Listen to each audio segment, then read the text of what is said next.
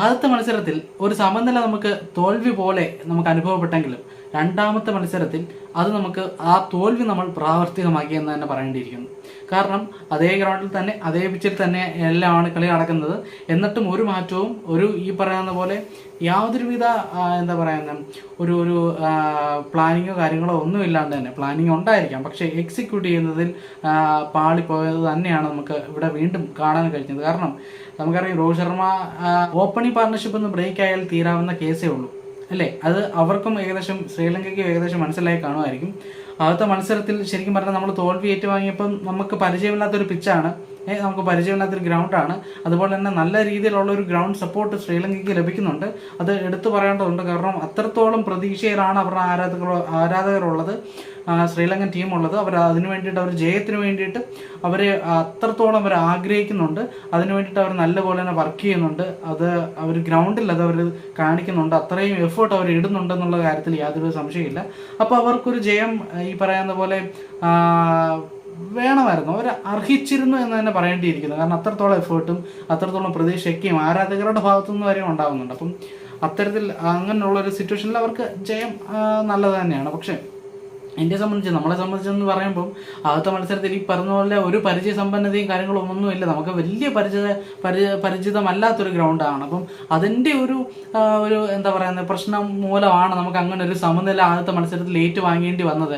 എന്നാൽ ഈ പറയുന്ന പോലെ ശ്രീലങ്കൻ പ്ലെയേഴ്സിൻ്റെ ഒക്കെ ഒരു അഹങ്കാരവും ചിലരൊക്കെ വിക്കറ്റ് കിട്ടുമ്പോഴുള്ള അവരുടെ ഈ പറയുന്ന പോലെ പ്രകടനങ്ങളും സന്തോഷ പ്രകടനവും അതുപോലെ തന്നെ അവരുടെ അഹങ്കാരങ്ങളും കാര്യങ്ങളും പ്രത്യേകിച്ച് അവരുടെ ഹെഡ് കോച്ചായിട്ടുള്ള ജയസൂര്യയുടെ ചില നേരത്തുള്ള ചിരിയും കാര്യങ്ങളൊക്കെ കാണുമ്പോൾ ഉണ്ടല്ലോ നമുക്കങ്ങനെ ഇങ്ങനോട്ട് കളിച്ച് കയറി വരും. എനിക്ക് മാത്രമാണ് അങ്ങനെ ഉണ്ടാകുന്നത് എനിക്ക് അറിഞ്ഞുകൂടാ. പക്ഷേ അങ്ങനെ ഒരു സിറ്റുവേഷനിൽ നമ്മളേക്കിപ്പോൾ ഓക്കെ നമ്മൾ സമനില ഏറ്റുവാങ്ങി, ആ സമനില അവരൊരു ജയം പോലെ കൊണ്ടാടുമ്പോൾ നീയൊക്കെ അടുത്ത മത്സരത്തിൽ ഇങ്ങനെ വാ, ഇതൊക്കെ നമുക്ക് പരിചയമുള്ളൊരു ഗ്രൗണ്ടാണല്ലേ, നിങ്ങൾക്ക് പരിചയമുള്ളൊരു ഗ്രൗണ്ടാണ്, അവിടെ നമുക്ക് പെട്ടെന്ന് നിന്ന് കാലിടറി. പക്ഷേ രണ്ടാമത്തെ മത്സരത്തിൽ അങ്ങനെയുള്ള ഒരു സിറ്റുവേഷൻ ഉണ്ടാകത്തില്ല. ഇതിനുള്ള മറുപടി രണ്ടാമത്തെ മത്സരത്തിൽ തരുമെന്നുള്ളൊരു പ്രൗഢിയിൽ നമ്മൾ ആരാധകരിരുന്നപ്പോൾ സംഭവിച്ചത് അതിലും വലിയൊരു പണിയായിരുന്നു ഈ രണ്ടാമത്തെ മത്സരത്തിൽ കിട്ടിയത്. അപ്പം മൂന്നാമത്തെ മത്സരത്തിലോട്ട് പോകുമ്പം നമുക്ക് ഈ ജയം നമുക്ക് ആവശ്യമാണ് അല്ലേ, അത്യാവശ്യമാണ് നമുക്കൊരു ജയം. കാരണം അല്ലെങ്കിൽ പരമ്പര ശ്രീലങ്ക കൊണ്ടുപോകും. ഇത്രയും വലിയ നമ്മുടെ പറയുന്ന പോലെ രോഹിത് ശർമ്മയും വിരാട് കോഹ്ലിയും അതുപോലെ തന്നെ സീനിയർ പ്ലെയറും ഈ പറഞ്ഞ എല്ലാ രീതിയിലുമുള്ള ഒരു ഫുൾ സ്ട്രെങ്ത് ഈ പറഞ്ഞ ഒരു സ്ക്വാഡിൻ്റെ മുന്നിൽ ശ്രീലങ്ക ജയിച്ചു എന്നുള്ളതെന്ന് പറഞ്ഞാൽ അതിപ്പര ഒരു നാണക്കേട് നമുക്ക് വേറെ ഇല്ല. അത് ലോകമെമ്പാടും ഉള്ള ക്രിക്കറ്റ് ആരാധകരുടെ ചെവികളിലെത്തും, പ്രത്യേകിച്ച് പാകിസ്ഥാൻ്റെ ചെവികളിലെത്തും. അവരത് ആഘോഷമാക്കുകയും ചെയ്യും. അപ്പം അതിനകത്ത് പല കാര്യങ്ങളൊക്കെ ഉണ്ട്. അപ്പം മൂന്നാമത്തെ മത്സരത്തിലോട്ട് ഇറങ്ങുമ്പോൾ ഈ ചില കാര്യങ്ങളൊക്കെ നമ്മൾ ശ്രദ്ധിക്കേണ്ടത് അത്യാവശ്യമാണല്ലേ. ശരിക്കും പറഞ്ഞാൽ നമ്മൾ പിച്ചിനെ ശരിക്കും അങ്ങോട്ട് മനസ്സിലാക്കേണ്ടത് തന്നെയാണ് നമ്മൾ ഒന്നാമത്തെ ഇതിലോട്ട് ഇറങ്ങിയെന്ന് പറയേണ്ടിയിരിക്കുന്നു. രണ്ടാമത്തെ മത്സരത്തിൽ നമുക്ക് അങ്ങോട്ടൊരു മാറ്റം അത്യാവശ്യമായിരുന്നു. പക്ഷേ അവിടെ നമ്മൾ ആ ഒരു പ്ലേയിങ് 11-നകത്ത് തന്നെ യാതൊരുവിധ മാറ്റവും വരുത്താതെ തന്നെ നമ്മൾ വീണ്ടും രണ്ടാമത്തെ മത്സരത്തിൽ ഇറങ്ങി. ശരിക്കും പറഞ്ഞാൽ ഇതൊരു സ്പിൻ ആനുകൂല്യമുള്ള ഒരു പിച്ചാണ്. അതുകൊണ്ട് തന്നെ ശ്രീലങ്കയുടെ ഈ പറയുന്ന ബോളിംഗ് ലൈനപ്പ് നമ്മളൊന്ന് എടുത്തു നോക്കിക്കഴിഞ്ഞാൽ അവിടെ ഒരൊറ്റ ഈ പറയുന്ന ബൗളറെ അവിടെ ഉള്ളൂ ഇല്ലേ, ആസിത ഫെർണാണ്ടോ എന്ന് പറഞ്ഞിട്ട്, അങ്ങനെ തന്നെയാണ് അദ്ദേഹത്തിൻ്റെ പേര്, അങ്ങനെയാണെന്നാണ് എൻ്റെ ഒരു കണക്കുകൂട്ടൽ. യെസ്, ആസിത ഫെർണാണ്ടോ എന്ന് പറഞ്ഞിട്ട് ബോളറാണ്, 27 വയസ്സുകാരനായിട്ടൊരു ബോളറാണ് അവർക്ക് അവിടെ ഉള്ളത്. അപ്പോൾ ആ ഒരൊറ്റ പേസ് ബോളറേ ഉള്ളൂ. ബാക്കി നോക്കുക, ഈ പറയുന്ന പോലെ വെല്ലാലകെ, അതിന് ധനഞ്ജയ, മെൻഡീസ്, വാണ്ടർഡേസി, അസ്ലങ്ക, ഇങ്ങനെ 2, 4, 6, 5 സ്പിന്നേഴ്സ് വെച്ചിട്ടാണ് ഇവർ കളത്തിലിറങ്ങുന്നത്. നമുക്ക് ഉള്ള സ്പിന്നേഴ്സ് എത്രയാണെന്നറിയോ? 3 പേര് മാത്രം. ഓക്കെ, സ്പിന്നിനെ അനുകൂലിക്കുന്ന ഈ ഒരു പിച്ചിൽ എന്തിനാണ് Arshdeep, Siraj, Dubai 3 pace bowling option? ഇതിനകത്തുനിന്ന് ഒരാളെ മാറ്റി കഴിഞ്ഞ് കഴിഞ്ഞാലുണ്ടല്ലോ നമുക്ക് നാലാമതൊരു സ്പിൻ ഓപ്ഷനോട് ഉണ്ടാവുകയാണ്. അതായത് നമുക്ക് ഈ പറയുന്ന പോലെ സ്പെല്ലുകൾ നമുക്ക് അതിനനുസരിച്ച് അഡ്ജസ്റ്റ് ചെയ്യാൻ പറ്റും. ഇവിടെ ഈ പറയുന്ന പോലെ നമ്മുടെ ഈ ഫാസ്റ്റ് ബോളേഴ്സ് വേണ്ട രീതിയിലുള്ള ഒരു പ്രകടനം കാഴ്ചവെക്കുന്നുമില്ല. ദുബൈ ഉൾപ്പെടെ ഇപ്പം നിങ്ങൾക്ക് ദുബൈ ഇടണമെന്ന് അത്ര നിർബന്ധമാണെങ്കിൽ ഒന്നുകിൽ ആർഷദീപിനെ എടുത്ത് മാറ്റ്, എന്നിട്ട് സിറാജിനെ മാത്രം ഇടുക, അല്ലെങ്കിൽ സിറാജിനെ ഇട്ടിട്ട് സിറാജിനെ വിട്ടിട്ട് ആർഷദീപിനെ കളിപ്പിക്കുക. ഇതൊന്നും അല്ലാണ്ട് എന്തിനാണ് ഈ പറയുന്ന പോലെ പേസ് ബോളേഴ്സിനെ അവിടെ എടുത്ത്? അതിനകത്ത് ദുബൈക്കാണ് ഓവറേ കൊടുക്കുന്നില്ല, അവൻ അത്രയും സ്പെഷ്യലൈസ്ഡ് ബാറ്റ്സ്മാൻ ആണെന്ന് ചോദിച്ചാൽ അതുമല്ല.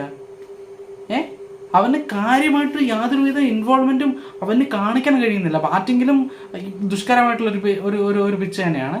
അവിടെ ബോളിങ്ങും അവന് കൊടുക്കാൻ കഴിയുന്നില്ല.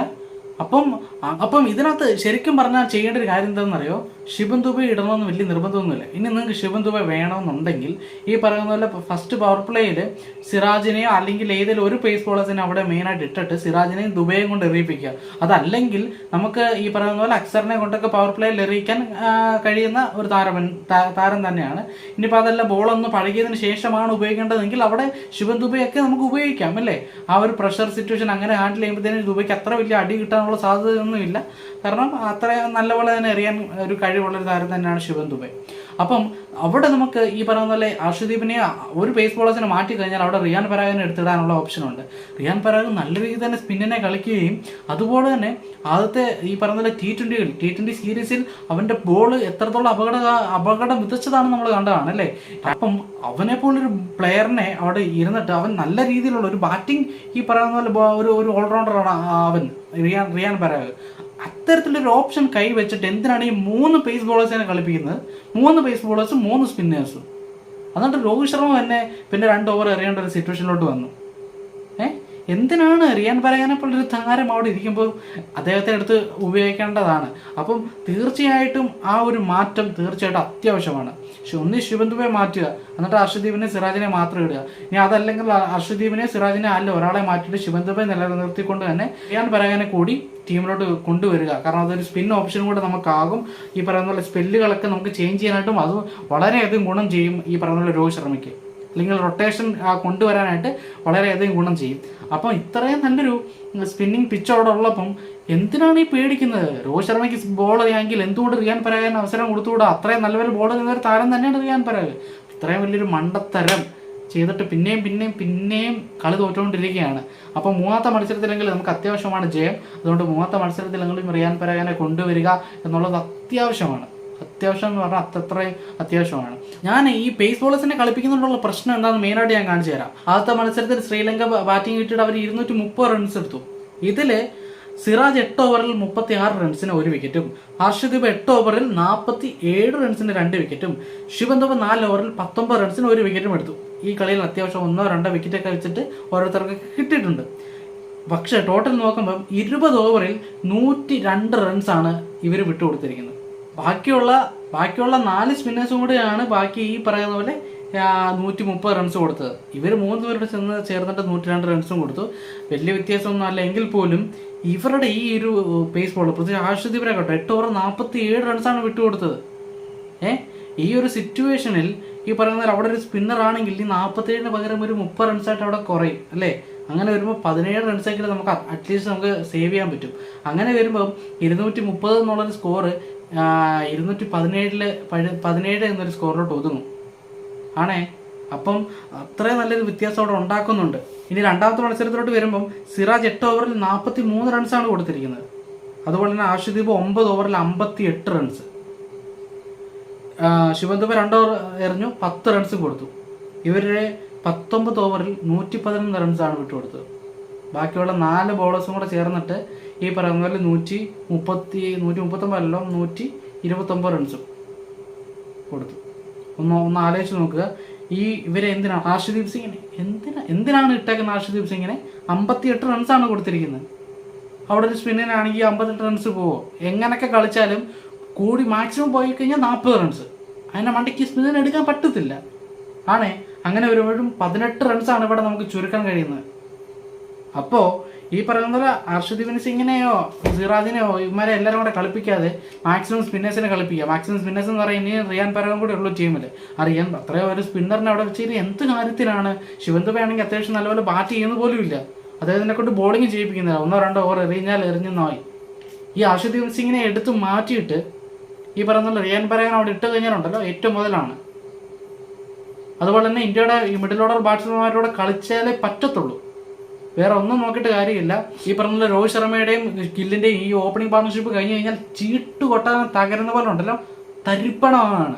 ഇന്ത്യയുടെ മിഡിൽ ഓർഡർ ഈ പറയുന്ന പോലെ വൺ ഡൗൺ തൊട്ട് ഈ പറയുന്ന പോലെ വാൽറ്റം വരെയും. പിന്നെ ഈ അക്സർ പട്ടേലിന്റെ ആ ഒരു മികവ് മാത്രമാണ് പിന്നെയും ഇന്ത്യയെ പിടിച്ചു നിർത്തുന്നത്. അദ്ദേഹത്തിന്റെ കാര്യം സമ്മതിച്ചേ പറ്റത്തുള്ളൂ. അത്രയും ബ്രില്യൻ്റ് ആയിട്ട് തന്നെ ഈ ഒരു സീരീസ് അദ്ദേഹം കളിച്ചു വരുന്നുണ്ട്. ശരിക്കും പറഞ്ഞാൽ ജഡേജയുടെ ആ ഒരു കുറവ് നികത്തുന്ന ഒരു പ്രകടനം തന്നെയാണ് അക്സർ പട്ടേൽ കാഴ്ചവെക്കുന്നത്. ബോളിങ്ങിലാണെങ്കിലും ബാറ്റിങ്ങിലാണെങ്കിലും നല്ല രീതിയിലുള്ള കോൺട്രിബ്യൂഷൻ അക്സർ പട്ടേലിന്റെ ഭാഗത്തു നിന്ന് ഉണ്ടാകുന്നുണ്ട്. അത് നമ്മളെ സംബന്ധിച്ച് വലിയൊരു പ്ലസ് പോയിന്റ് തന്നെയാണ്. ബാക്കിയുള്ള ഒറ്റ ബാറ്റേഴ്സും കളിക്കുന്നില്ല എന്നുള്ളതാണ്. രോഹിത് ശർമ്മയും അക്സർ പട്ടേൽ മാത്രമാണ് കളിക്കുന്നത്. ഗില്ല് ഈ പറയുന്ന രോഹിത് ശർമ്മയുടെ കൂടെ ഓപ്പണിംഗ് പാർട്ണർഷിപ്പ് ഈ പറയുന്ന പോലെ നല്ല രീതിയിൽ സ്കോർ ഉണ്ടാക്കുന്നുണ്ടെങ്കിൽ പോലും അതിനകത്ത് നല്ല രീതിയിൽ തന്നെ ശതമാനം സ്കോർ എടുക്കുന്നതും രോഹിത് ശർമ്മ ആയതുകൊണ്ട് തന്നെ ഗില്ല് ഒരു വിധത്തിൽ രക്ഷപ്പെട്ടു പോകുന്നതേ ഉള്ളൂ. അല്ലാത്ത പക്ഷേ ഗില്ലും വലിയൊരു കളിയൊന്നും അല്ല, എന്നാലും കുഴപ്പമില്ല. അല്ലാതെ നോക്കുമ്പോഴത്തേന് അക്സർ പട്ടേലും ഈ പറയുന്ന രോഹിത് ശർമ്മ മാത്രമേ ഇവിടെ കളിക്കുന്നുള്ളൂ, ബാറ്റിംഗ് സൈഡ് നോക്കുമ്പോൾ മാത്രം കേട്ടോ. അപ്പോൾ ഈ ബാറ്റിങ്ങിന് അവർ കുറച്ചുകൂടി ഉത്തരവാദിത്തം ഏറ്റെടുക്കുക. അല്ലെങ്കിൽ മൂന്നത്തെ കളി നമ്മൾ തോറ്റിട്ട് 2-0 നമ്മൾ പരമ്പര തോറ്റ് തുന്നം പാടി നമ്മൾ നാണം കെട്ട് വരേണ്ടി വരും.